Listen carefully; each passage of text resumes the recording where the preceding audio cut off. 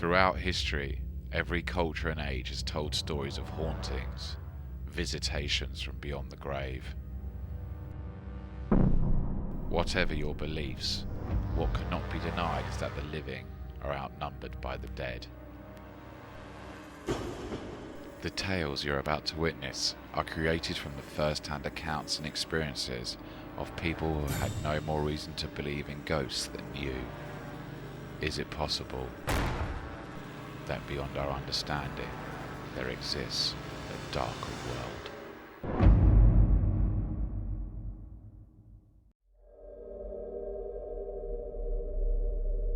Hidden away in the forgotten valleys of darkest Wales is the Skirrid Inn. For centuries, the pub served lonely travellers and thirsty lowlife. Although now a respectable public house, it seems a sinister past has seeped into the present.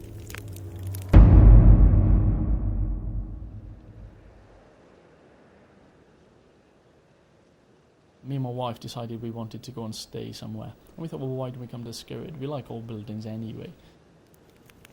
I was sat down and I just wanted to take a drink. And as I put my hand to my mouth, I felt this phenomenal pain in my stomach. And I started seeing visions, if you like, flashbacks.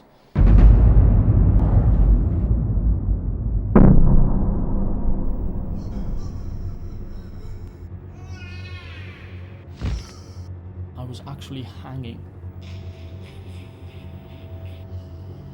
And I remember seeing my feet kicking back and forth. But it wasn't my body, yet it felt like me. I could see people's hands all red, full of blood.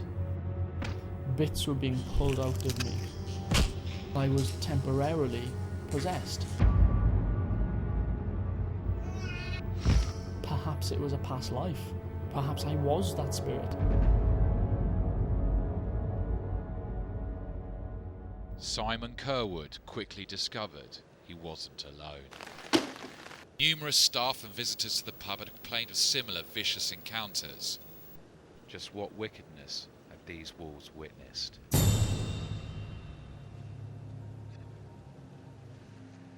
It was around 2 or 3 o'clock in the afternoon and I was laying some cutlery.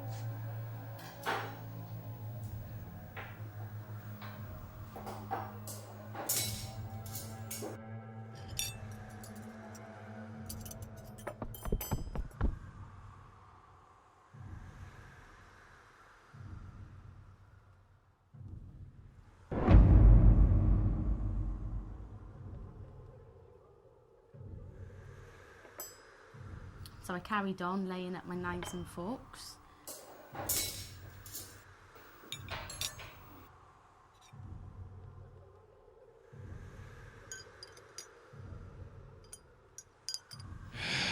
It was almost like a lion's roar in my ear.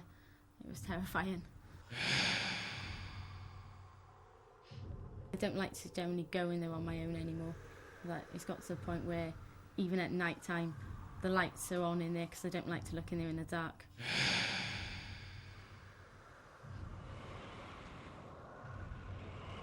It's in the pub, sat downstairs by the main fireplace. We all sat around laughing, joking, talking.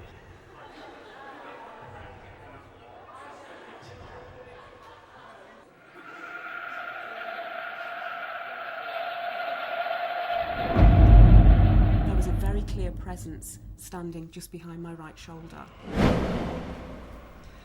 I felt very clearly that this was a woman, and I actually heard her say her name. The name that she said to me was...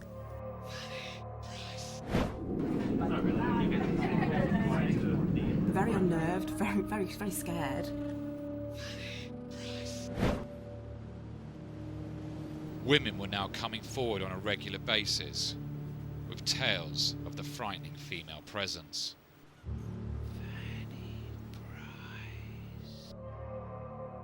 And worse, no one at the Skirrid knew when she would strike again.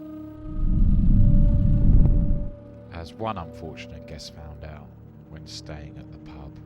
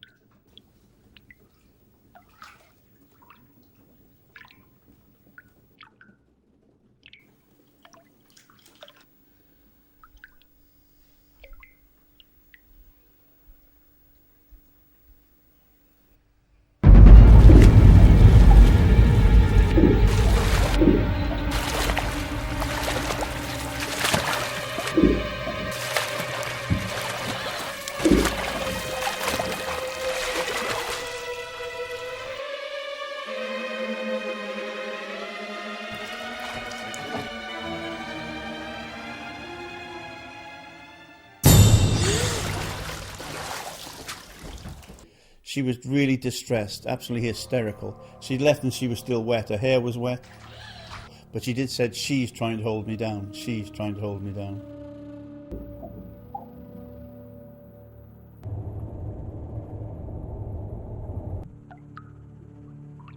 We were quite concerned.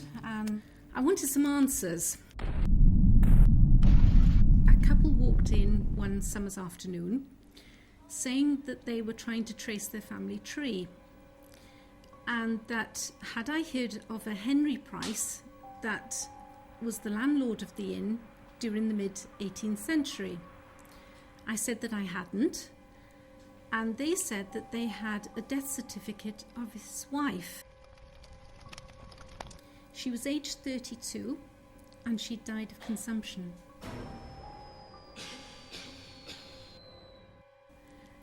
Her name was Fanny.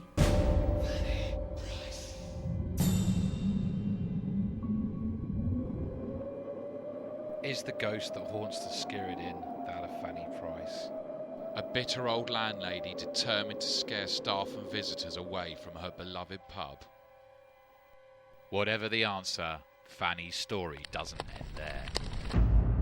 In the mid-18th century, the Skirrid Inn wasn't exclusively dedicated to the substance of the living. The pub also doubled as a courthouse. Local villains would be tried, sentenced and hung from the pub's interior beam, all under the watchful eye of Fanny Price. Fanny Price. Why is she here? Why does she still haunt? My personal belief is that she was the main woman, the only woman capable of keeping an eye on all the goings-on in the Skirrid Inn. It is particularly frightening when you don't know where or when Fanny's going to appear next. But I suppose I come here to do my job and get along with it, and I suppose if she does make a guest appearance, then next time hopefully we'll be better prepared for it. Still to come.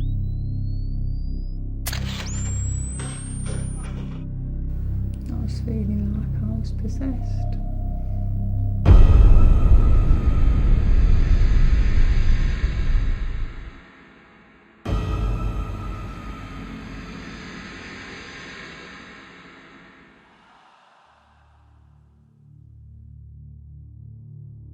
A mother will do anything to protect her children. But how do you shield an innocent child from forces you can't explain? The month was August of 1977. My mum had recently divorced. She had 4 children that she was left to bring up on her own.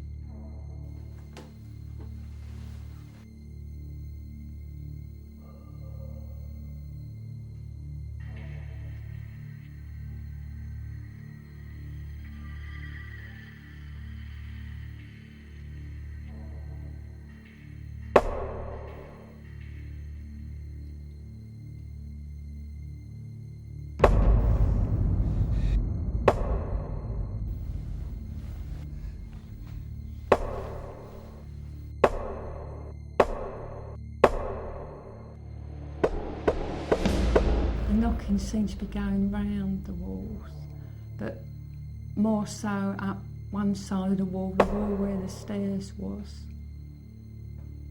And it was continuous knocking. And it was quite frightening.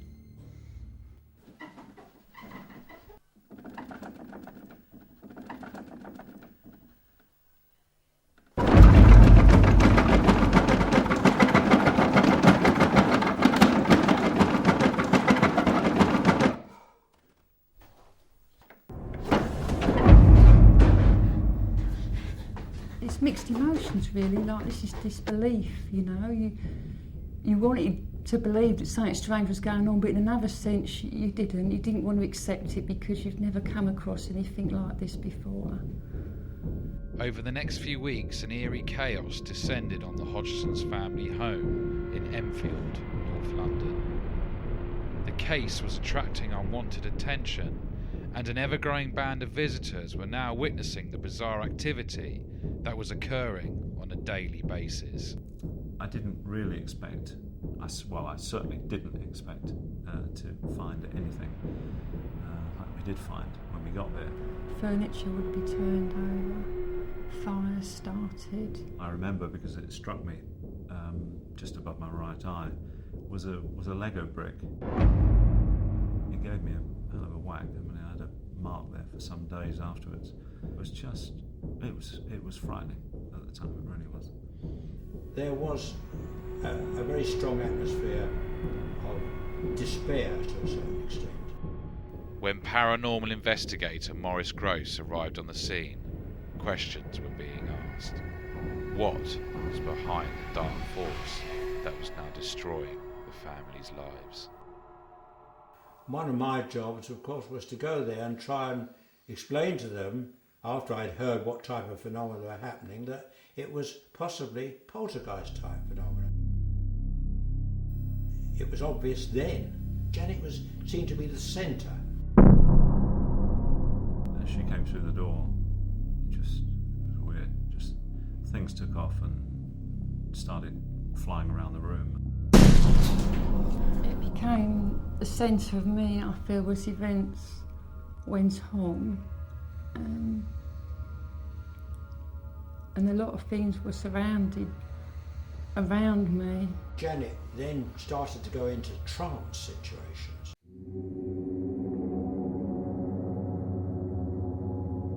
She was just really sort of thrashing around in, I don't know what it was just literally a fit.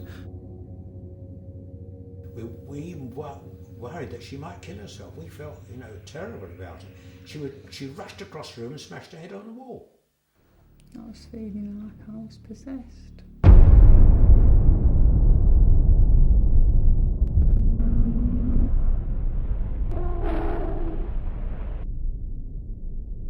After yet another bad night, a heavily sedated Janet was put to bed.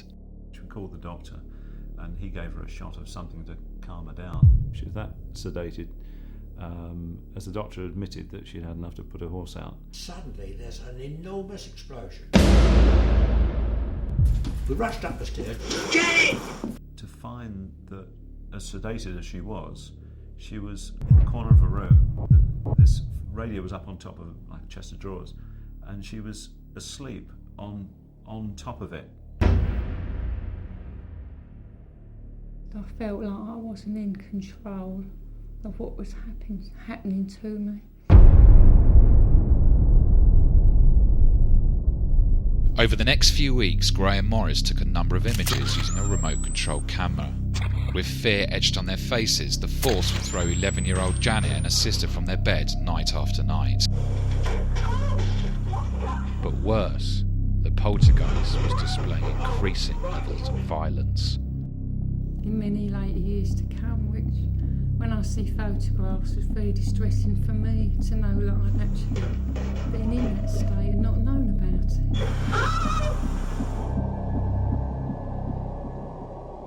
it. Fueled by fear for the family and a natural instinct for answers, Maurice Gross decided to try and communicate with the spirit. But all the experience in the world could not prepare the 58-year-old investigator for what was about to happen. I believe you can talk. Say my name. Let me hear you say my name again.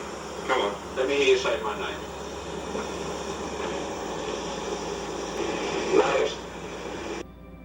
I looked at John, I looked at Janet, I was crazy. And I thought the voice came from the ceiling or something, you see. Loud. When I looked at Janet carefully, when it started to talk a little bit more, I noticed her lips were trembling very slightly. And I said to her, I challenged her, I said, Janet, that voice I think is coming from you. It didn't feel like it was coming within me, it was more around me, behind me. As I felt, it was a rather strange feeling, but you felt like you were being used in some way. Absolutely terrifying to hear a girl speak in an old man's gruff voice. He said, where are you in the room? And he said, on top of Janet. I felt like I couldn't control the voice centering itself around me. I don't quite remember who asked his name, but he did reply, "My name's Bill." He was asked the question, "How did you die?" I went blind.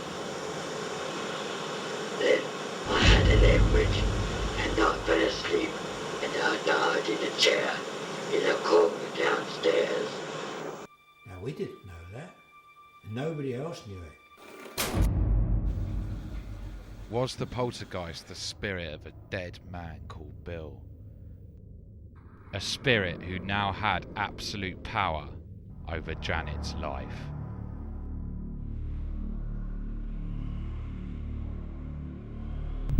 It was like a force just pulled me out of bed. And I was so terrified because I didn't know where I was going to land. Working at the time for a bakery, it turned into the road. I looked up and saw a young girl in the room, and she seemed to be floating around in the room.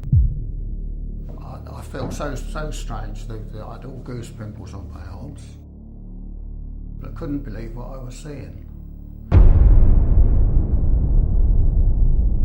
By autumn 1978, to the relief of the family, the activity finally calmed down for good, but only after Janet was sent to a hospital for psychiatric tests. And I just felt like an outcast of the family. Why me? She received a full, clean bill of health. After the terrible events in Enfield ended, further research uncovered the death certificate of a man who had died in the Hodgson's house 14 years previously. His name was William Wilkins, otherwise known as Bill. He did reply, "My name's Bill." This case convinced me 100% that there is something beyond the physical realm that we normally understand. We can talk about hauntings and poltergeists and all the rest of it till the cows come home, but I have no idea what it was, but it sure happened. That's certain. And I still dream about it on and off.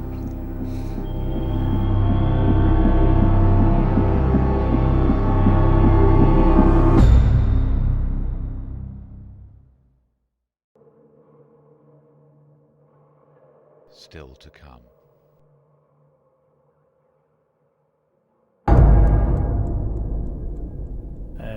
Sleep with the light on now.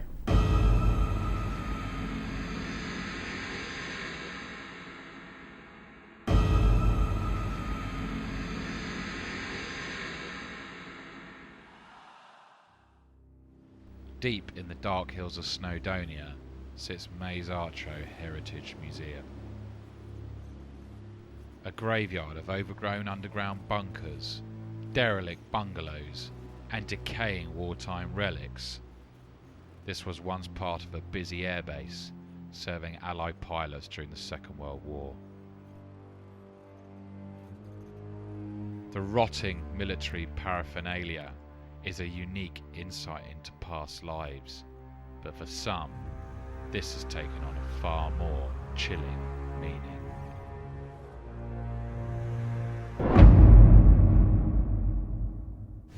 I've driven down to see my girlfriend Lisa.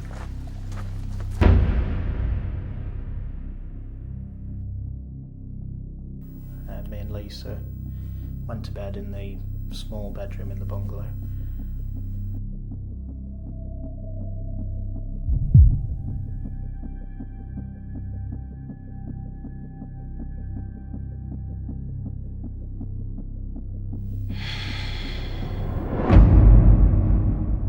There's this guy sort of kneeling at the bottom of the bed,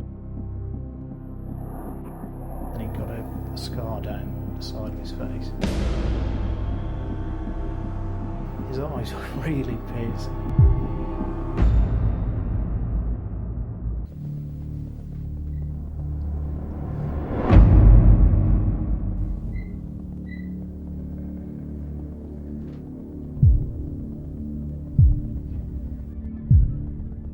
sleep with the light on now.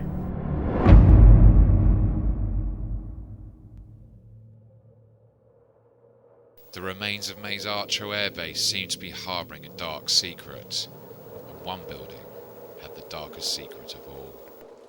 It's a place of doom. The feeling of being watched all the time.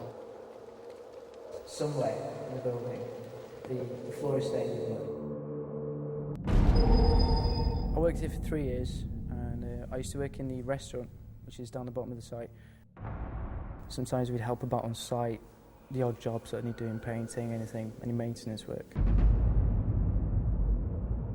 19-year-old Karen Roberts entered Mays Archo's derelict decontamination chamber out of misguided curiosity.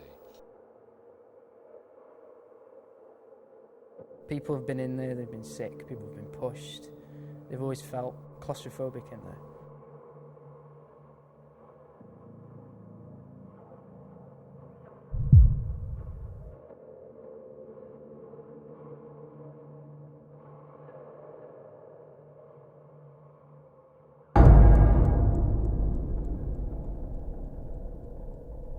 I was in the middle of the building and we just looked down, there's a corridor bit.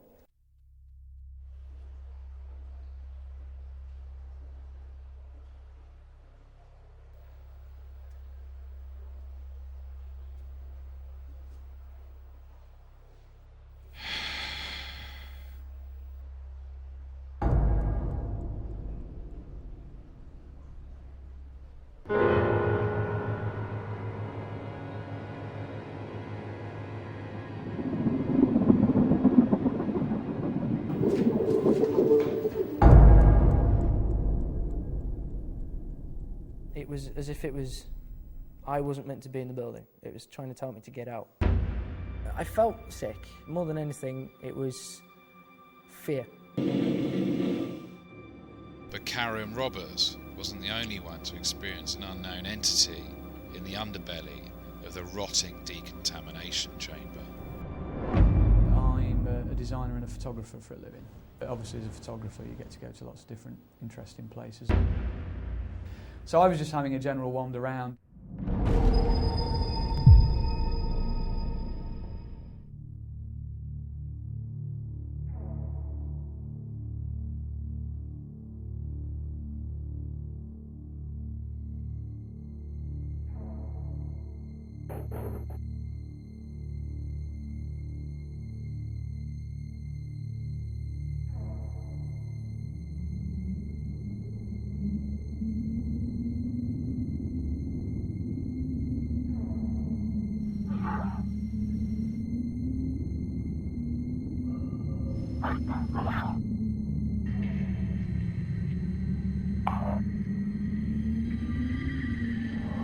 I felt like I was in a place I shouldn't be in.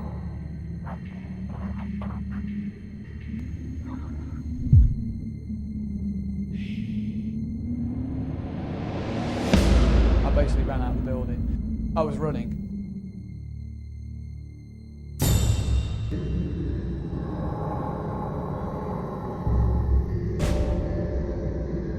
It was very definitely a military person. He was coming for me. If I wasn't to come out, something was going to happen to me. Just why had dark forces made the Mays Archo decontamination chamber their lair?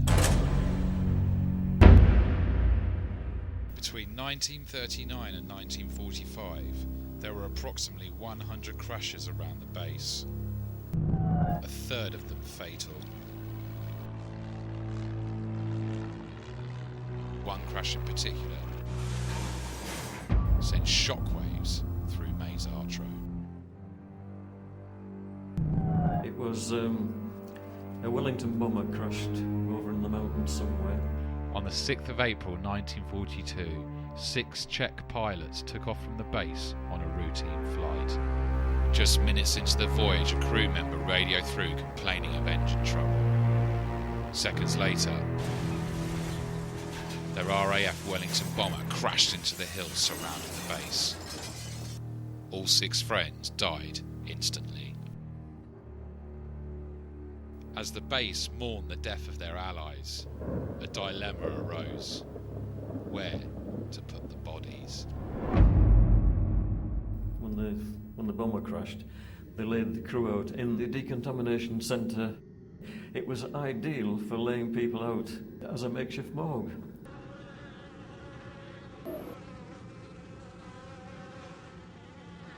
You've got a scar down the side of his face. I wasn't meant to be in the building. It was trying to tell me to get out. It was very definitely a military person. The story is that you could see the marks of their arms and legs where they'd bled onto the concrete of the mortuary floor.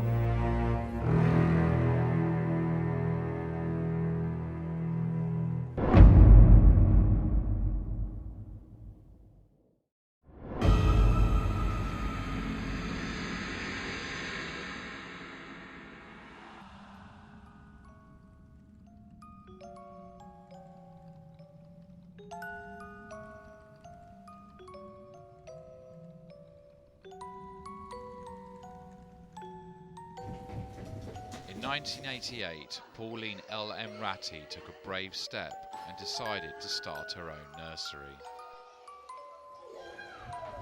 The business quickly flourished, but before long it became apparent that the community centre in which the nursery was housed was harbouring a dark secret.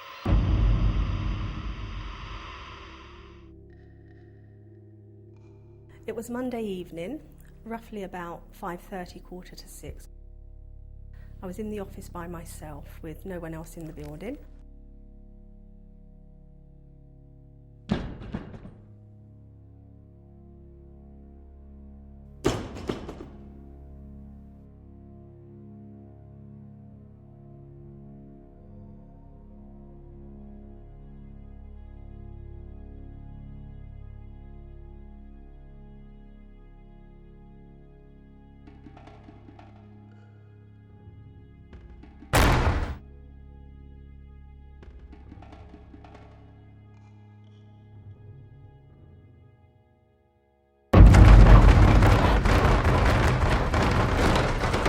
The doors banging was like someone was standing the other side, just trying to get out. You can actually see through, and you could actually see there's no one in there. And it frightened the hell out of me.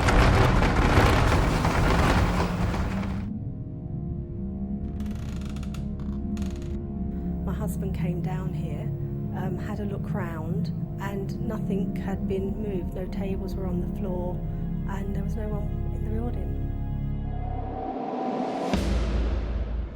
For the following weeks, the mysterious events increased. When the children were here, nothing really would happen around the children except for one occasion in one of the nursery rooms.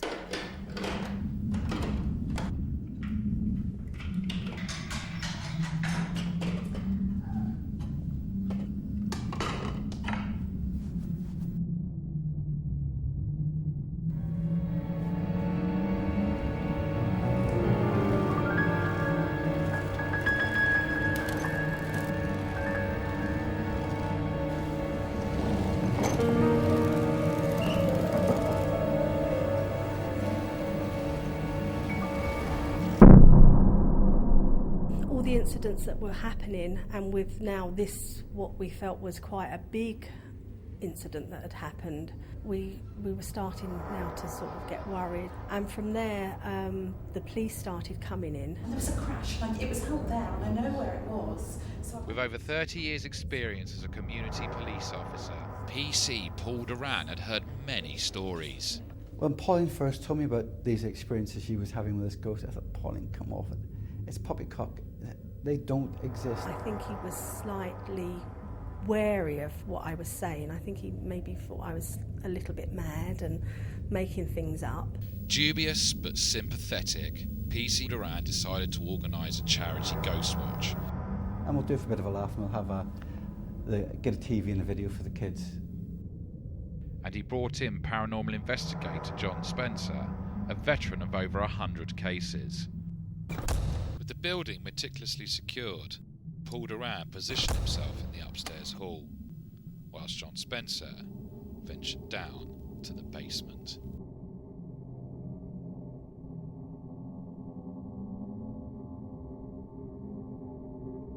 There's a sense of closeness, of the darkness getting just that bit thicker. But you were getting a little claustrophobic. The room I was in was the main canteen area.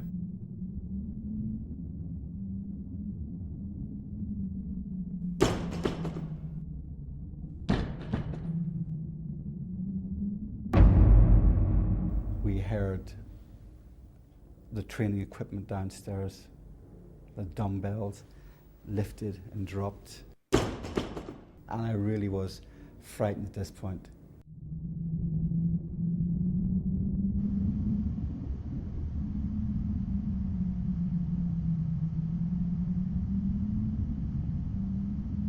It was certainly eerie. You actually start to get a bit uncomfortable in your own skin.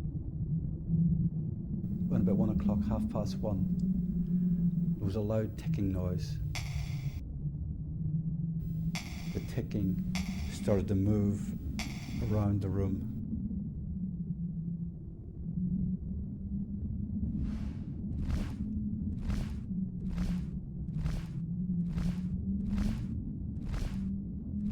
You could believe yourself that someone was holding that thing and moving it invisibly.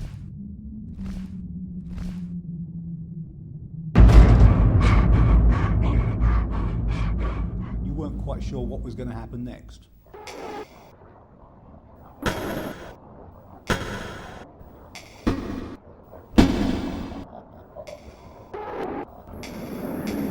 The light and ladies' loose come on. But I turned it off and I'd locked that door. I really was frightened. There's no two ways about it. I was frightened. PC Paul Duran's natural instinct as a police officer meant he wanted answers. And privately he began to research the area around the nursery, leaving Pauline on her own.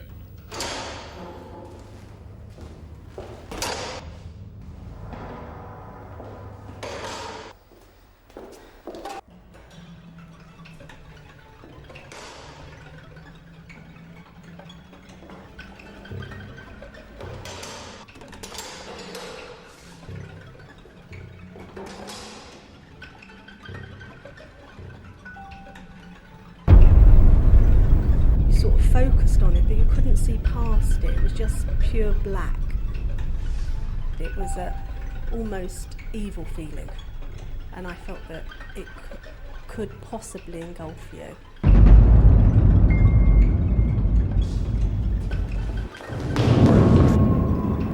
I just knew it was just pure evil. Pauline's frightening encounter provoked her to take drastic action. We decided to do a Ouija board. We asked a question, is anyone there? It said yes. Meanwhile, Paul Duran was finding some answers of his own. So I started flicking through all these newspapers.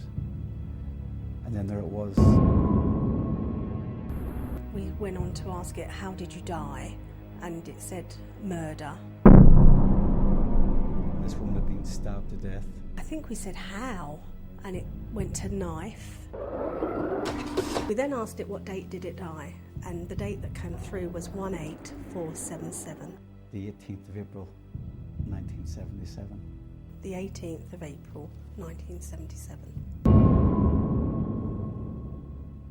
Well, the lady was killed by her husband. Was the spirit that haunted the nursery corridors that of a woman who was the victim of a local murder? A spirit caught between two worlds? Whatever the answer, the night of the Ouija board brought an end to the ghostly events. For 10 years, the nursery has been a happy place, but those experiences will never be forgotten. I can still feel the fear, I can still taste the fear. it still makes me feel very uncomfortable. I've been involved in fights. I've had guns pulled on me, and I've had people point knives at me. This can't be touched. This is different. This is frightening. I knew I don't want any part of it.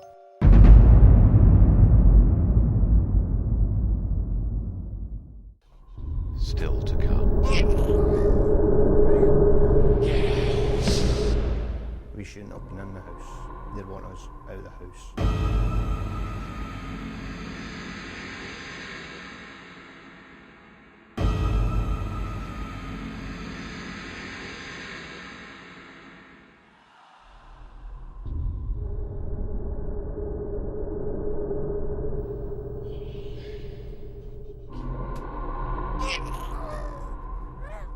Caravans didn't believe in ghosts.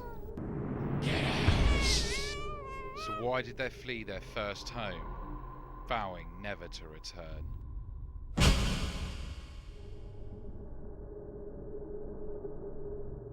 For 3 years, childhood sweethearts Patricia and Derek Canavan were homeless. Staying with their in-laws, they anxiously waited for Falkirk County Council to provide them with their first home. By the time they actually gave us the keys to the house, my son was 7 months old, and it was the first house. Lovely area. That's where I grew up, and I was quite happy with the house they'd actually given me. We basically jumped at the chance to get our own house, because it was obviously starting our own family, and everything was great then.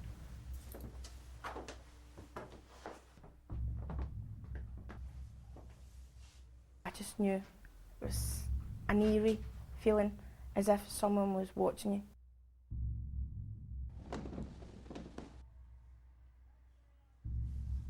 Something was there. It wasn't long before Patricia Canavan's fears became reality. I was standing in the hall,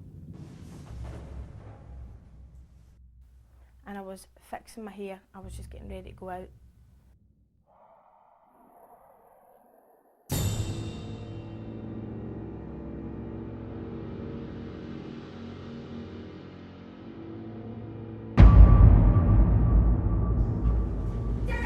There was a very overpowering smell or smoke or coal. These things aren't happening. These things can't happen. Frightening reflections and weird smells were just the beginning.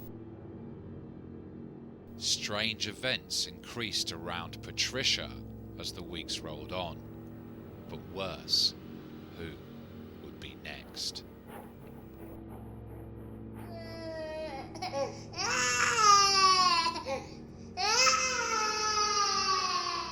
We would go into the room and check on him, and it'd be fine. Mummy! It was also shouting things like mum or mummy, and at that time, son couldn't speak.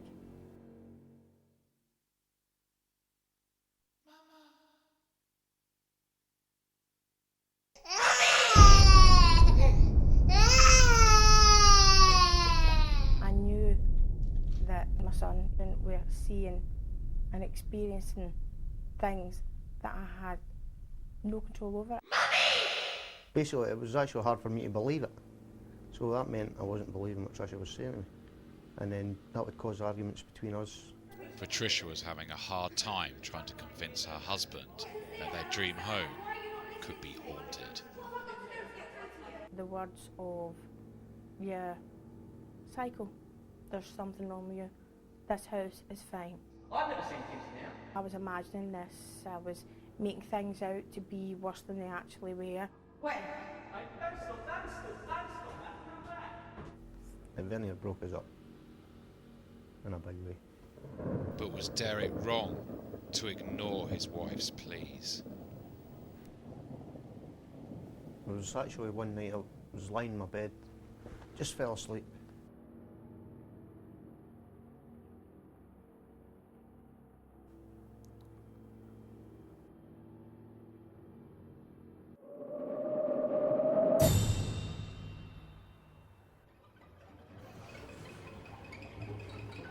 couldn't move my head, couldn't speak. The only thing I could move was my eyes, basically. It was very frightening, very, very frightening. You felt as if you were actually being held down. Can't explain why it happened now.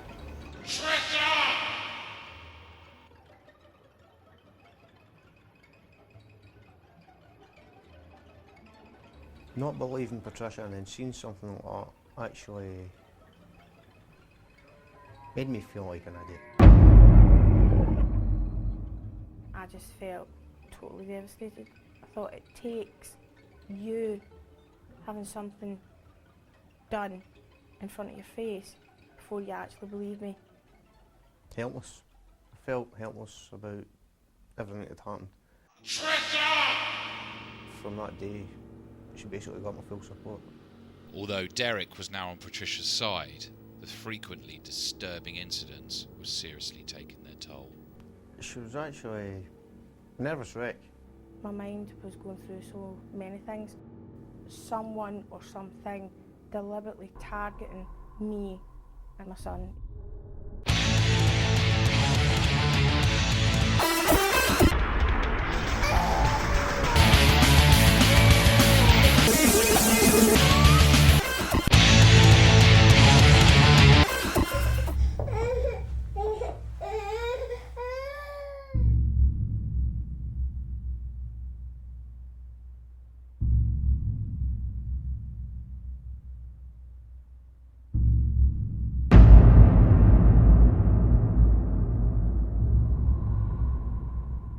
Looking down at me as if, you know, tell me why are you here, what are you doing here?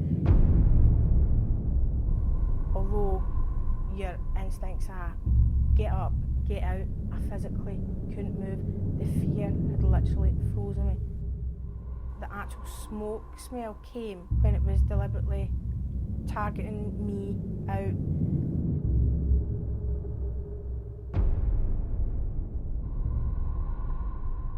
Brought me that so low down, I didn't know where else to go or what to do.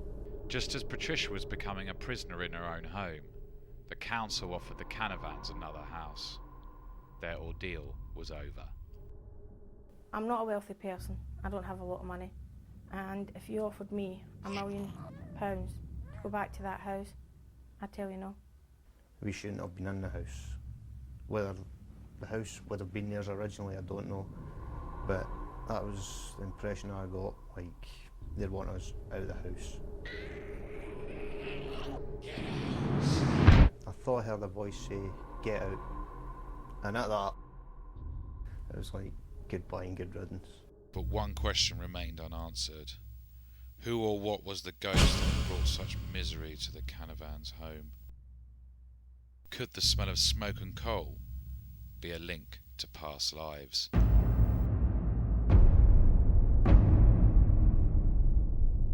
In 1938, Kilsyth was rocked by a fire at one of its mining collieries.